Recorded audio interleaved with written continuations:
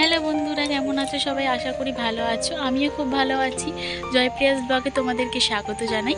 তো আজকে আমি একটা রেসিপি বানাতে চলেছি, যেটা শীতকালে সবাই খুব খেতে পছন্দ করে, আর সেটা হচ্ছে গাজরের হালুয়া। তো চলো দেখে নিই। এখন গাজরগুলোকে পরিষ্কার করে ধুয়ে আমি ছাড়িয়ে নিচ্ছি। ছাড়িয়ে নেবার পর গাজরগুলোকে গ্রেট করে নেব। গ্রেট করা হয়ে গেলে ওভেনে একটা কড়াই বসিয়ে নিয়েছি। আর কড়াই বসিয়ে নেওয়ার পর তাতে 1 চামচ ঘি দিয়ে দেব, যাতে গাজরগুলোকে আমরা ভালো করে ভাজতে পারি। তার জন্য ঘি দিয়ে দিয়েছি। ঘিটা ভালো করে গরম হয়ে গলে গেলে তার মধ্যে আমরা যে গাজরগুলো গ্রেট করে রেখেছিলাম সেইগুলো দিয়ে দেবো। ভালো করে নাড়িয়ে নিচ্ছি। নাড়িয়ে নেবার পর গ্রেট করা গাজরগুলো আমরা দিয়ে দেব।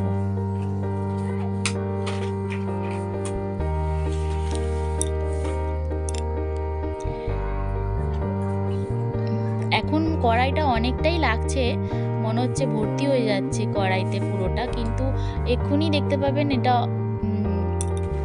গলে গেলে অল্পই হয়ে যাবে। তারপরে আমরা এটা দিয়ে একটু নেড়ে নেব। ভালো করে নেড়ে নিয়ে চারিদিক থেকে নেড়ে নেব।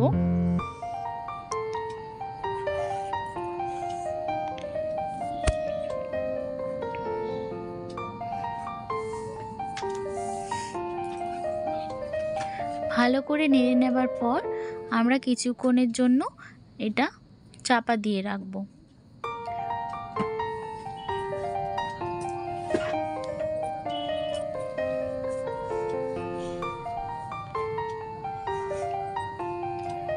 কিছুক্ষণের জন্য চাপা দিয়ে রাখবো। তারপরে কিছুক্ষণ 5 মিনিট পরে ঢাকনা খুলবো। খোলার পর দেখেছেন কত সুন্দর নরম হয়ে গেছে।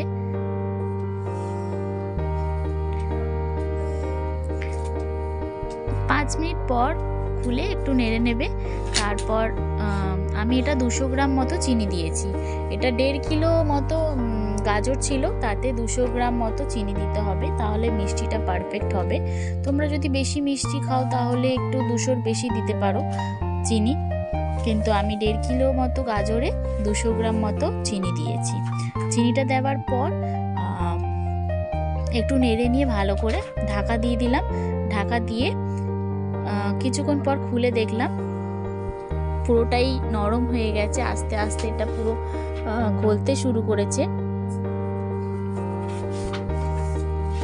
মাঝে মাঝে একটু চাপা দিয়ে একটু 5 মিনিট পর পর একটু নেড়ে নেবেন, যাতে ভেতরে লেগে না যায়। তারপরে আরেকটু ঘি দিয়ে দিলাম আমি 1 চামচ মতো, যাতে গন্ধটা খুব সুন্দর আসে। আর যখন গাজরটা ভাজা হচ্ছিল খুবই সুন্দর একটা গন্ধ বেরোচ্ছিল। ভালো ফ্লেভারের জন্য আমি এখন দিচ্ছি এলাইচি গুঁড়ো। এলাচ গুঁড়োটা দিয়ে দিলাম। দিয়ে ভালো করে নেড়ে নেব। নেড়ে নেবার পর আবারও একটু ঢাকা দিয়ে রাখবো।